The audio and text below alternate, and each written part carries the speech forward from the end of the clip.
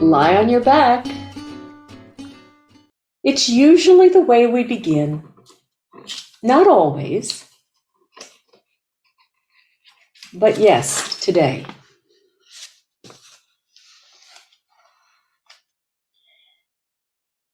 As you are resting, beginning to settle in, I'm going to share some ideas. This lesson has a lot of lecture in it, and it's really pretty amazing because it speaks about the intention for people to learn and how we do that. And we create differentiations between, are we learning academically, linearly, to take exams, to be graded, to be judged, are we good enough? And that's the way most of us were educated. Then we have the way we learned in infancy before we could be taught. That is what Moshe was after, what he called the fundamental primary learning, where the capacity of the human brain was alive. It wasn't deadened or judged. And the idea was that we could begin to change an entire life. Now, we're not babies anymore, we're adults. And so we have learned, we have been taught, we have been conditioned to change. Or if we don't, we're not good enough. Or what's wrong with us. And we're also changing that reactionary way of being taught. We didn't start that way, but we're accustomed to that way. We sort of forgot that earlier learning because it was so far back in the recesses of our brain that it was easy to sort of be overlaid by these other linear demands. Now, in order to really learn in this type of learning, it is necessary to do things slow and in accordance to a speed that allows each one of us in our own pacing to begin to discern, distinguish that this is different from that. And which is it that is not only just familiar, but it's comfortable? And that we can pay attention. How do we breathe? Now, a child learns to walk. And when we impede that process, telling them how to do it, we interfere with their learning. It's their own personal experience. The child learns to correct themselves because something feels easier. And therefore, when it's easier, they learn quicker, not under duress. And something then grows in each one of our nervous systems.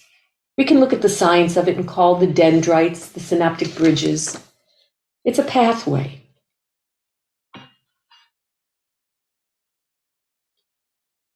So begin to notice how you're resting. And where is the first place your attention is drawn to in you? Is it your contact with the floor? If so, where is it that you make contact? And then begin to discern, because there are probably lots of places you make contact. What's the difference from this place to another place? Does some have more weight? The quality of the contact, it's different. Are there biases where you might rest heavier, lean more, depress more? Where is it that things are negligible in their contact or none at all. And the only thing that I guide you is to pay attention to where something really, really is comfortable. And there's pleasure in exploring versus coercion or force to do, so that you learn at your own pace.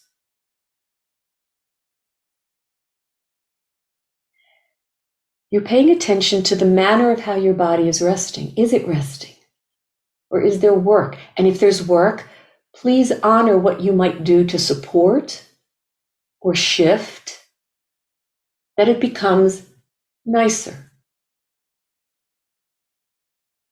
And when we find that place where our comfort, you hear me say comfort rules, and it's your comfort. What works for another may not work for you. Then that becomes the learning process. You slow it down so you can listen. And when we do that, the will of our force to strengthenly do it, which often can create havoc within us, we no longer have to really use that as our primary way in. We start to develop an ability. And when we develop an ability to listen and find that pathway of ease, we don't need willpower. This is truncating and, in my own words, sharing a lot of this lecture that is distributed throughout this lesson. This will be, not really, but yes, more or less a one-sided lesson. And there was, I believe, an intention of why Moshe places us in a specific orientation. Shall I give you choice? Shall I ask you that if you had a choice as to which side you feel it's easier, it's more comfortable for me to lie on, would that be something you would prefer? Now slowly, listen to how you're breathing. Your eyes, as you rest, are your eyes able to sink back into the membrane that supports your eye, full of deep, dark, viscous fluid to lubricate the eye? Are your eyes soft? Or are you thinking of something that brings your eyes very narrowly focused forward? And how does that affect the contact of the back of your skull? You can trail down and continue the scan. You can change where your focus goes and keep moving that focus around. And then slowly, give yourself versus the dictate of the lesson. I'll tell you, the lesson says, lie on your left side.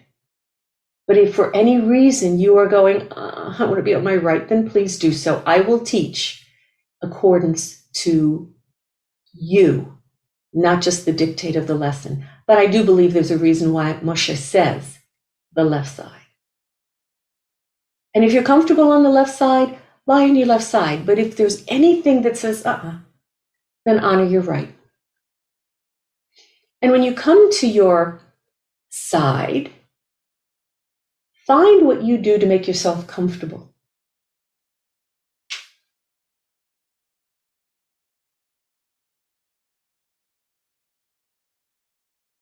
Listen as you come to your side, how you got there.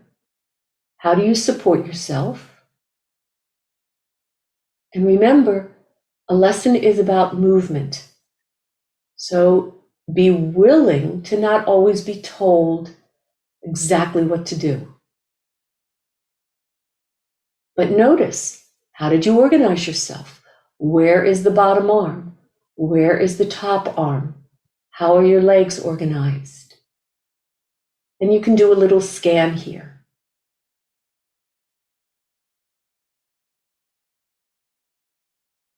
Listen to your breathing.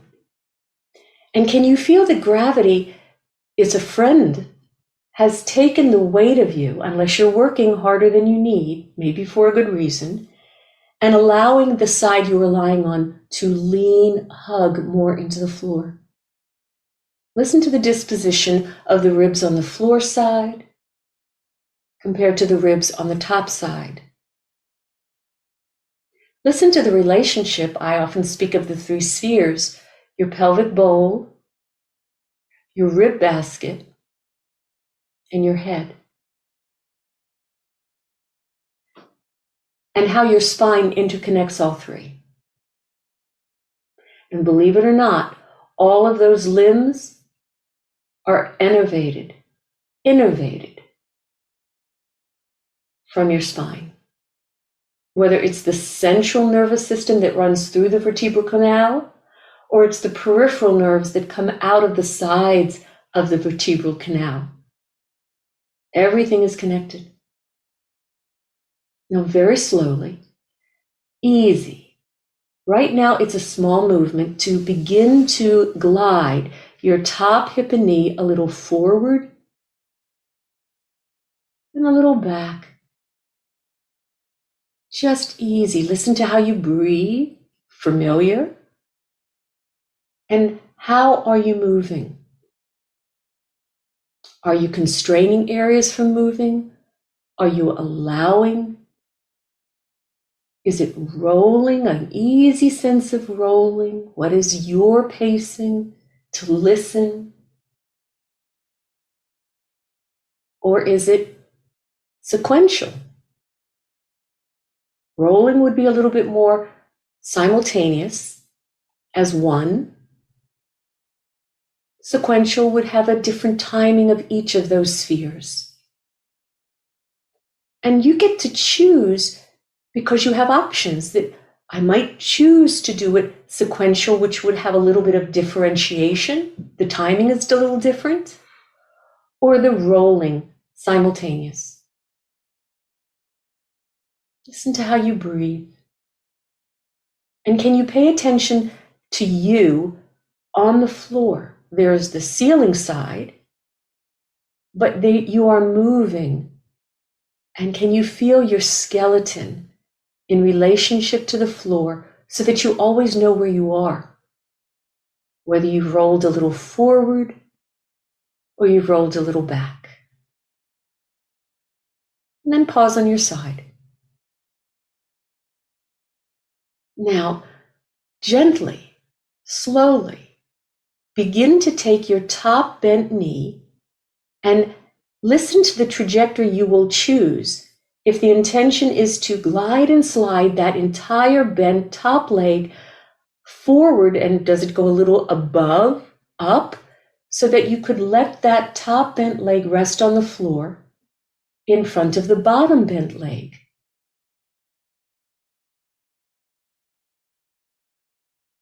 Now, how when you do that, what changed? And then begin to explore this movement of bringing this top bent leg to the floor to rest, and then gliding it back on top of the bottom base leg. Do that many times and play with how. So, where did you initiate the movement?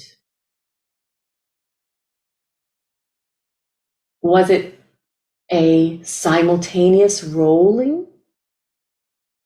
Or was it sequential? Where did I start? Here, then that followed, then that followed. How do you breathe when you do this? And not only as you transition that top bent leg to the floor in front, and it's not just in front, maybe it's a little above the bottom leg. Where does it feel easier? And then how do you bring it back stacked on top of the bottom leg? Where did you initiate from? Throughout the lesson, you will do this many times. You begin to play if you are differentiating, and there's nothing wrong with that. What's different and from where? So that you're paying attention to differences. And then the question, when is it that you might discern that something through your spine seems to make you longer between the relationship of your pelvis and your head.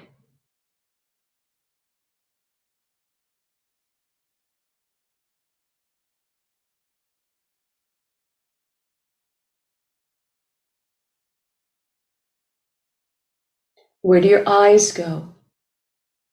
Can you keep your eyes soft, your cheeks, your mouth, your tongue, your breathing? Lovely. And then replace the knee on top of the side you've chosen. If you're comfortable, rest there. If you feel, I need to transition, honor you. I'm giving you a rest for a moment.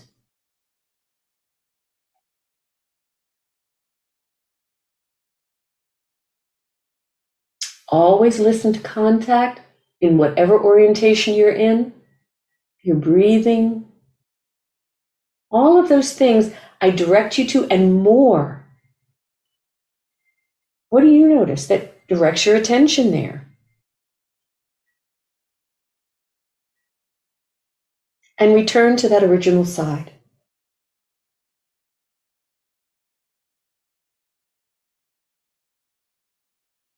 So you notice one side is active and the other side is passive. But passive doesn't mean it's disconnected.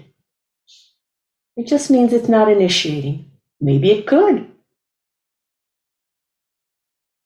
Now, before you start that movement again, just in your mind's eye, begin to imagine doing what you just did. And remember, there were the variations. Are you doing it simultaneous? Where do you initiate from? That everything is doing the same thing. But someplace you began and asked the rest to do it in order, the same amount, the same timing. Just imagine. And then think, well, if I'm doing it sequential, meaning one area starts and then the other follows and then the other. Where? Depends. And where is it that you sense length between your pelvis and your head? As you imagine, can you already feel something activating in your nervous system? And then begin to do that movement again.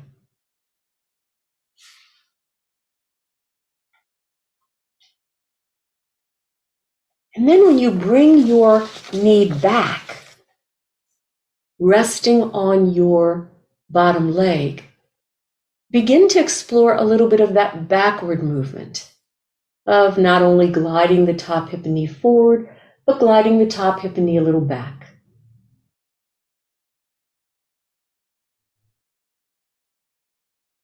Just slow and easy so everything stays soft.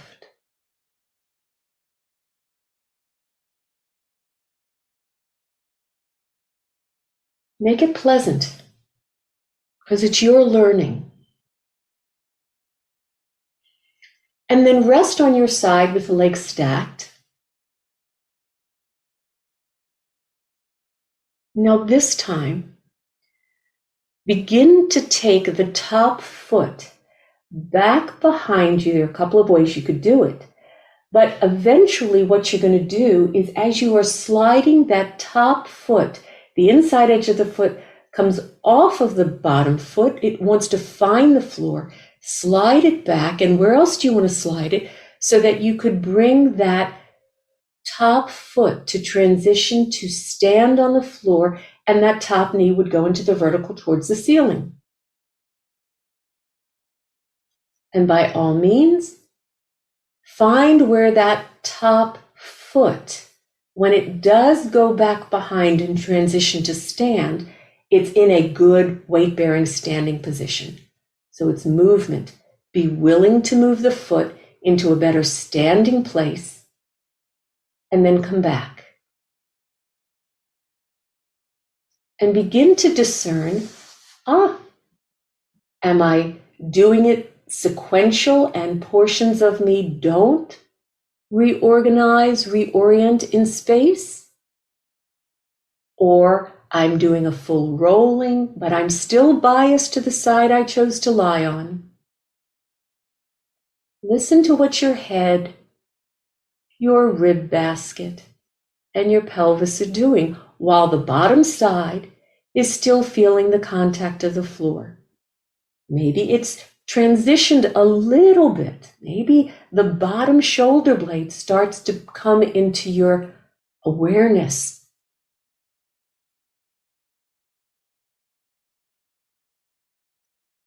And you find, where is that place for you? And then slowly begin to go the forward movement that you did before, transitioning through the middle, and this backward movement.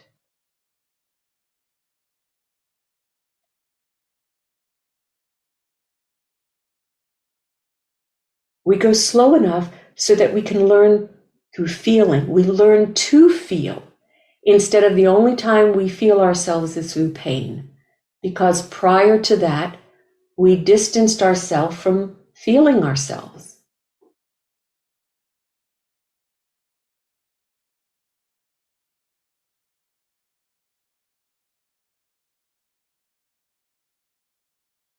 Good. And many of you, I notice, you actually roll off of the bottom arm as you begin to transition that top foot into the vertical. And then you return to it. Remember that bottom arm can slide and move too if it's your head support. When was it that you didn't need it? You rolled off of it. Are you differentiating your spheres? Which ones? Are you moving sequential? Are you moving simultaneous? And then use this movement, which way, to roll to your back and rest.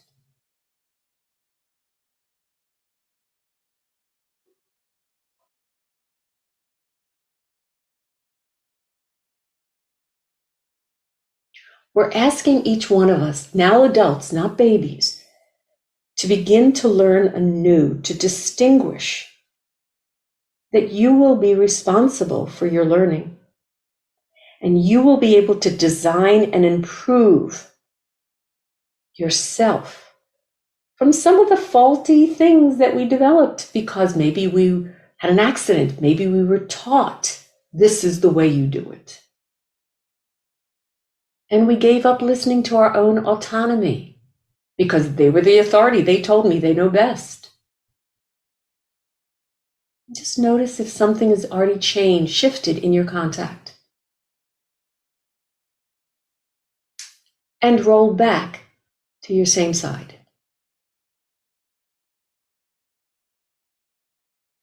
And listen to the rolling.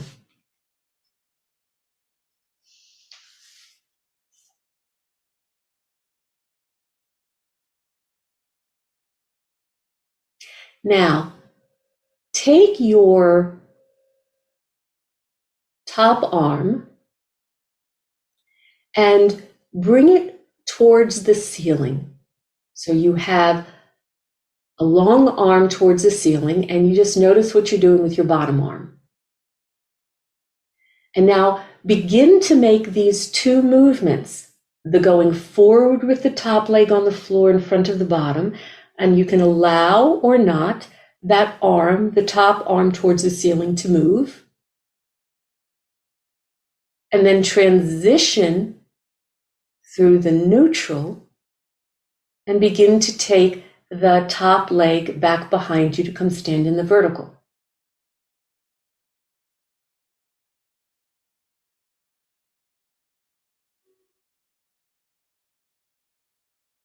Did that top arm move? And I see different patterns going on, so it's your learning. But if I said, try one pattern, you can do other patterns too, I think it's great, and begin to explore that the arm in the air moves in the direction with the top leg. What would you do? Maybe the top arm lies on the floor when the top knee lies on the floor. And maybe as the top knee is coming back to its neutral on top of the bottom knee, that top arm goes to the ceiling. And then maybe as that top foot glides back and transitions to stand in the vertical, where does that top arm go? Does it go back behind you and maybe towards the floor on the other side?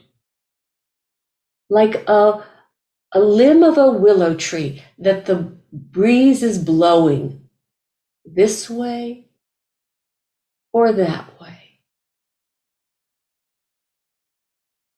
That as your leg travels, so too your arm could, even if it's rolling or simultaneous or it's a little bit sequential. Listen to the timing of your coordination. Do you just keep the arm towards the ceiling no matter what? Or can that arm breeze either to the one side and to the other? What keeps it from finding the floor?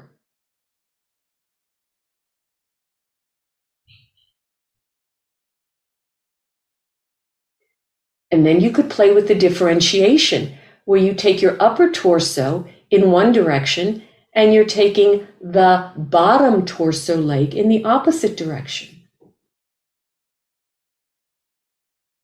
It's a choice. What's the difference?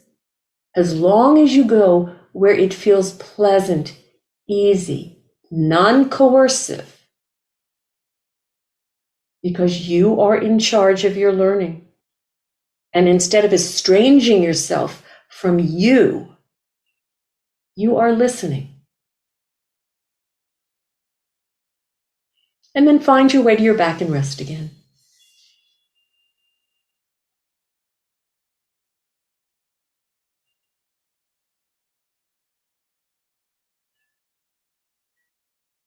Listen when you got to your back how you did it. There are many ways. Was it easy, pleasant, slow? Was your attention to you kindly? There's enough in life that that's not the way it happens. So in these moments where we are exploring our learning to improve, to create more options, go slow enough that you can pay attention. You don't have to be on high alert. You don't have to look for problems. You're listening. You're not going to go there.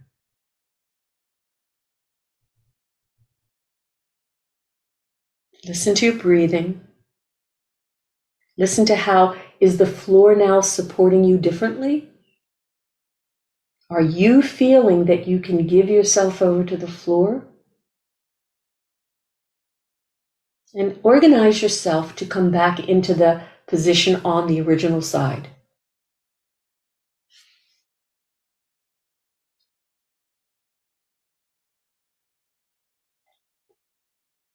Bring the top arm forward towards the ceiling. And begin to slide and glide the top foot back behind you to bring it into a standing position, and allow your head and your eyes to follow the top arm as it goes back behind you comfortably towards the floor. But then allow the bottom arm to begin to come forward up towards the ceiling, as if you were holding a big Faro ball, and look in the middle of your two arms. Now very slowly, very gently, begin to, with your arms, roll the ball from side to side.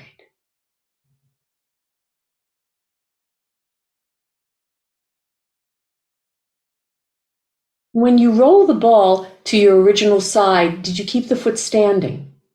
Or could you allow that foot to relinquish the floor, let that knee tilt, come on top of the bottom leg, slide that bottom knee in front, slide the top knee now in front of the bottom knee on the floor, and then reverse it.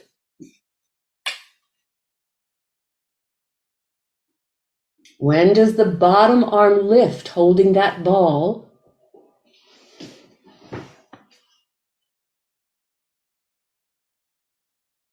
And then the next time in this orientation, you come to your back with your head in the middle, and that your both arms are towards the ceiling, but rounded, holding a really big TheraBall. And the bottom leg that you came off of is resting. Could you allow the top standing knee to begin to tilt to the other side? Listen to how the bottom, that ankle, begins to roll. You could go to the outside edge of that foot. Don't necessarily lift a lot the bottom leg. Just as you begin to take what I'm going to call the top knee, the standing foot, to open that knee to the other side, could you begin to slide that foot when it becomes like a blade? Could you slide that foot towards the bottom foot that's still on its side and shift that foot to rest on top of the bottom foot?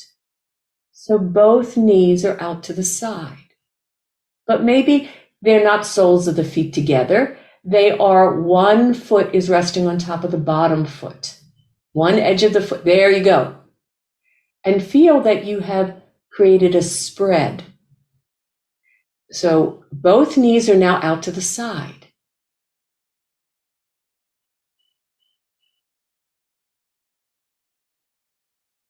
And then roll the ball. And as you roll the ball in one direction, can you feel that you don't resist with your pelvis or your legs? What do?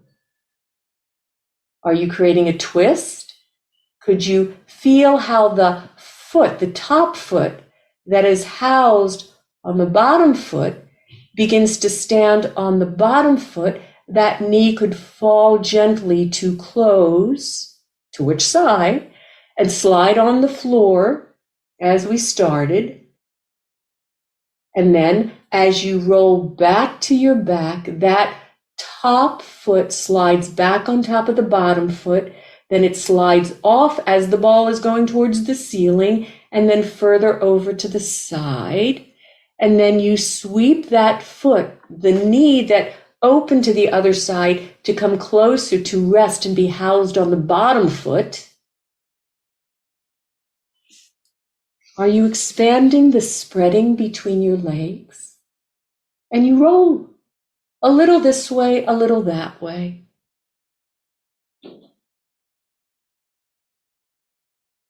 And you can keep widening your arms wider and wider.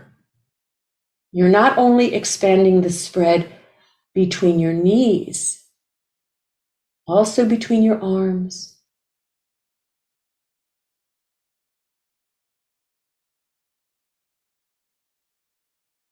And can you feel when I guided you to find the connection through your feet, not just soles of feet together, but one slips on top? Did that allow that knee to guide a little bit more towards the floor?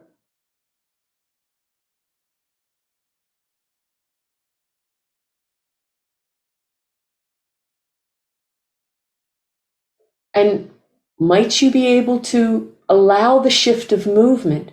So you don't just think constrained stand on that foot. Maybe you could roll to that other side. Not just the side you initiated from. Feel how when you roll, it lifts you to roll back, up and over. But then you could use the same pattern to roll to the other side, slow, slow, slow, so you don't shorten the expansiveness between your arms or between your knees until you finally find your way. Maybe one foot slides off, goes to the floor. The other knee starts to lift. Listen to how you breathe, where your eyes go. Maybe that foot that used to be the bottom foot now find the floor to push a little bit, and then it starts to let the knee fall inward and come to the other side.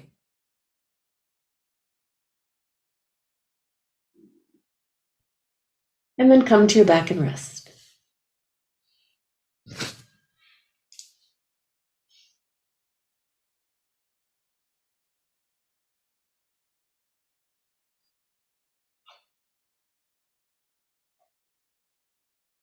Now, when you get to your back and you rest, just rest comfortably.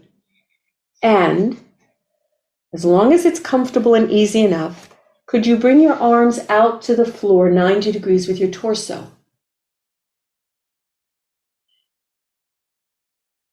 Yeah. And just notice, where do you orient your palms? Are they palm face up, palm sideways, palm face down? You can do that little movement to compare what's the difference in my shoulders, shoulder blade, chest, collarbones, neck. Where do you feel it's different, this one to that one? It's feeling yourself, not in pain, not distanced yourself from feeling you until you so ignored, you tuned out, that you crossed a tipping point that you could no longer not pay attention. I do joke, I say the universe was saying, you haven't been listening, I'm going to get your attention. And this past year plus got our attention, but how many are still not listening anymore? Wanting to say, oh, we're fine, we're done with this. No, we're not. Keep listening, it's you, and it will inform the quality of your life. Now, in this position, how would you slowly, maybe, would you bring your feet to stand? Maybe not, it depends. How would you return, but this time, go to your other side? And when you get to the other side, just find your way from your back in this position to come to lie on your other side. It was not the first one you chose, or how I guided the lesson, and just rest on this other side in what I would call sideline position. Place your arms where they're comfortable, have your hips and knees bent ballpark 90 degrees, and just rest. Don't do anything except listen to your breathing. Listen to your spine, your neck, your eyes, your ears, your foot, your toes, your heels, your stomach, your ribs. You're in a sideline position. Gravity is weighing on you. What does it do with your eyes? What does it do with the tongue in your mouth? What does it do with the top cheek compared to the bottom cheek? What does it do with your breasts, your belly? What is the disposition of your ribs on the floor compared to the ribs to the ceiling? The bottom shoulder, the top shoulder, the bottom hip, the top hip. Is there anything that you have forgotten to include in your awareness? And now, just listening to this ease, can you breathe comfortably without doing other than imagine? Imagine on this side that you're not actively doing it, you're imagining it. And listen to what your nervous system is informing you of. That you're going to begin in your imagination a little movement of gliding the top hip and knee a little forward, a little back, but it's your imagination. It's your imagination. And in your imagination, are you thinking of the movement being more simultaneous, rolling? Or is there a sequential sensation you feel because you like it? Great. But make sure you imagine these different possibilities. If it is rolling simultaneous, is it? Or is one of those spheres lagging behind, catching up? If you start to think sequential, what is the initiation? Is it your knee? Is it the hip? Ooh, is it your eyes, your head that inform the hip or the knee? Is it the ribs? And if you imagine each one of those variations, if it's sequential, what's the difference? None of them are wrong, but they're different. And if you think about it, is there a moment when you sense that the relationship of your spine housed in your pelvis and the head sits on top, when you have a discernment that my spine got longer? And then slowly, from imagining, can you already feel the subtle beginnings of it? Then actually do it so that it informs you if what you were imagining was pretty clear because you already had an experience of it, but it's a different side. If it's not what you imagined, then you go back to imagining. Make sure that it's reversible.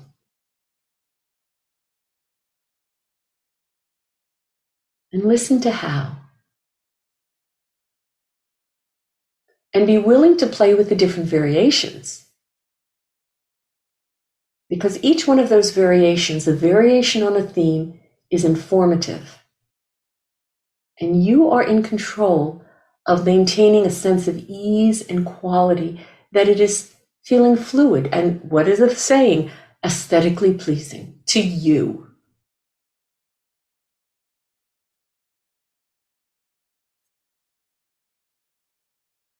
Are you thinking of the full pattern or just a portion? If you feel, I want to go back and imagine, because I was thinking of the gliding of the hip and knee forward, and then I actually explored taking the top knee forward. Think, imagine. Oh, one of my trainers uses the term she created, feelking. Your feeling from which the thinking evolves. Go back to the pattern of then, in order to get the foot to go back behind, to go into the vertical, where did you initiate? At any moment, did you hold your breath? At any moment, did something tense or stiffen? Ooh, did you imagine that the top arm comes to the ceiling? Did you start with a medicine ball, a TheraBall? How big is it?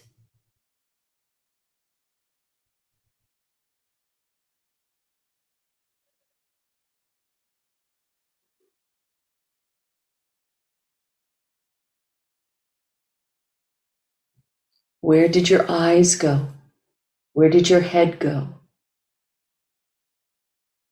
What if I said, could your head and eyes, your nose, your chin, stay in a relationship with your sternum, your navel, your pubic bone?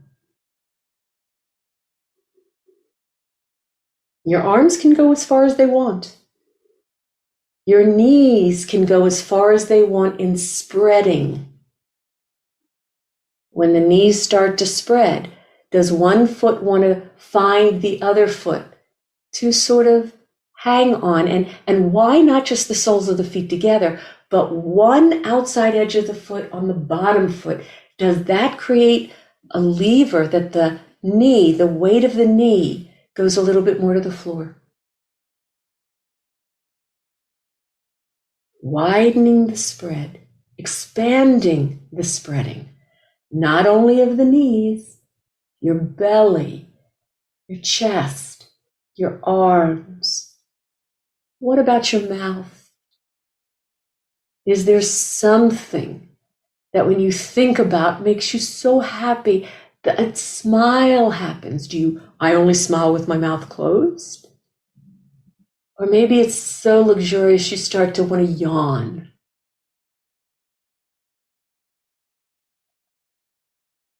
Expanding the spreading. What about the spreading of your shoulder blades?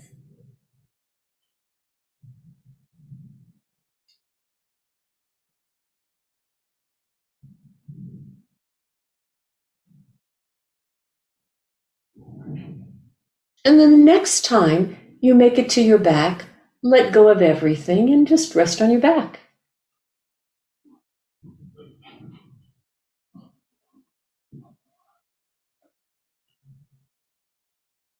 Where were you willing to move? It's the quality of the movement, not don't move. how you move.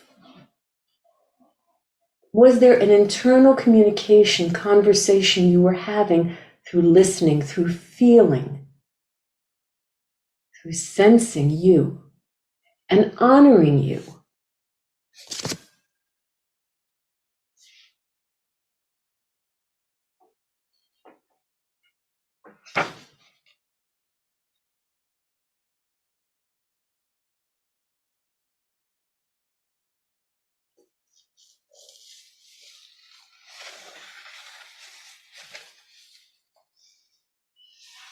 Pay attention to how your body is lying on the floor.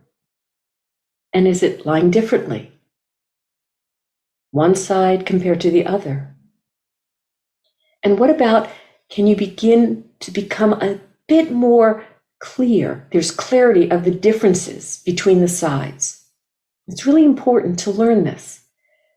Not judge it right or wrong or good or bad, just different. It's those differences that are important. The orbits of our eyes, one from the other, different. Similar, different. Nostrils, one from the other, different. Our mouth. Have you ever watched movies, actors, whatever, and they talk? This one talks more out of the right side of the mouth. This one talks more out of the left side. You notice these differences.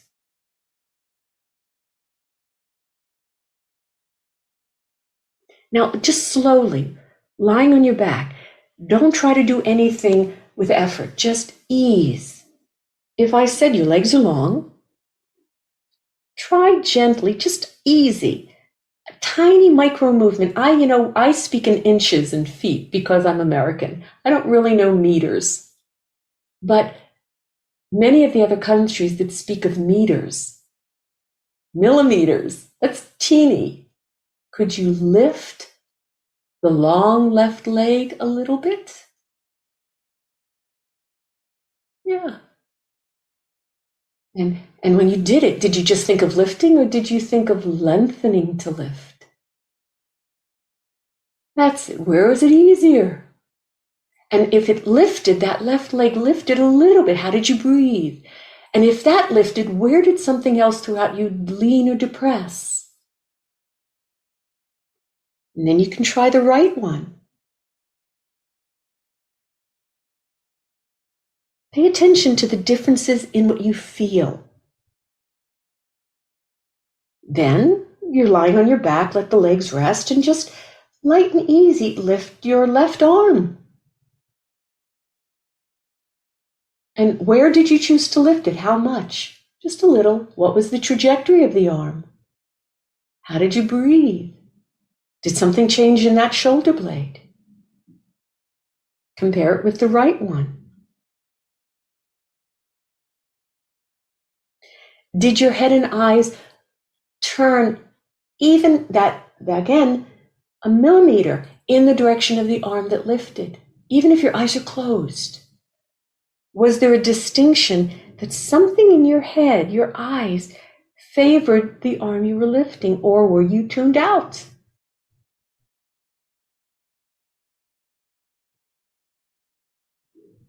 Also pay attention to the angle of the movement and the ability with ease. Was it connected to a pattern of breathing? And then just lie like this for a moment and rest.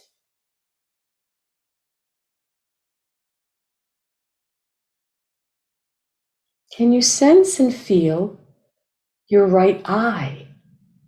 Just the right one.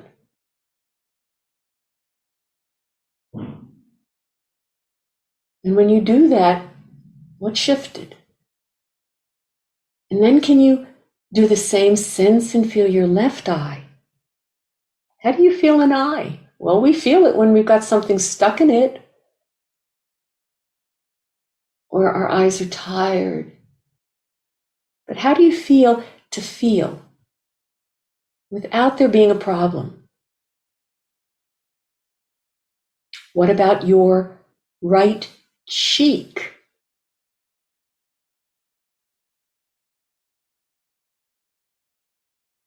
There's a bone structure, there's skin, tissue, muscle. And compare it to your left cheek.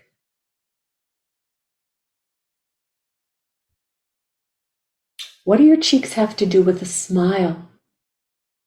If you began to not just smile, but think of something that, God, it makes you so happy, and the smile awakens, feel the difference in how you smile with the right side of the cheek, the mouth, and the left.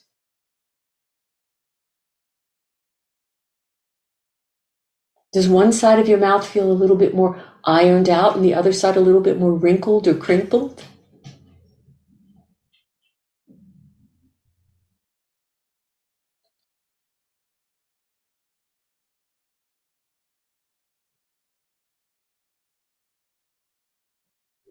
We have two sides of our brains, the two hemispheres.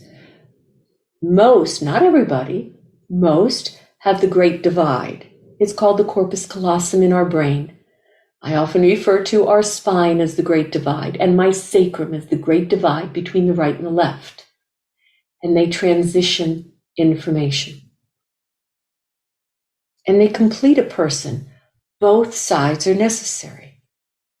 It's the connection between the two that's the most important thing. One side is more dominant in the voluntary control of movement. They often say, order, precision, math, geometry, your thinking, how you rational and organize yourself. The other one, that's a little bit more in that sensing, feeling. Often they say the artistry. We need them both. Slowly. Roll onto which side you want to roll to. Roll to a side. And then roll onto all fours. How would you do that? How would you find the limbs that connect to the torso? Skeletal alignment for weight bearing, not effort. How does a dog, a cat, a horse, a giraffe, how do they do that? And then from this place, on all fours, how would you organize yourself slowly to come up to stand? Pay attention if you have a bias with the right side or the left, or one of the right and one of the left. How do you bring yourself up? And when you finally come up, stand for a moment and begin to feel you have a right side, you have a left side. You can shift weight from one to the other. And how many different ways could you do it? You could be like a leaning tower of Pisa, or you could be a very slinky, elegant way that I often joke about, this counterbalancing, this Sophia Loren, Gina Lollobrigida, Marilyn Monroe, Rita Hayworth. And then from there, have a walk.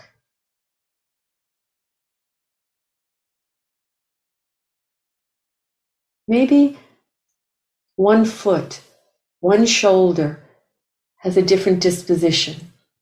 And although we explored a little on both sides, notice if you had the bias to go to the right side or the left side first for most of the lesson, which we would be called one-sided, imagining more on the other side. Notice if you can discern a difference.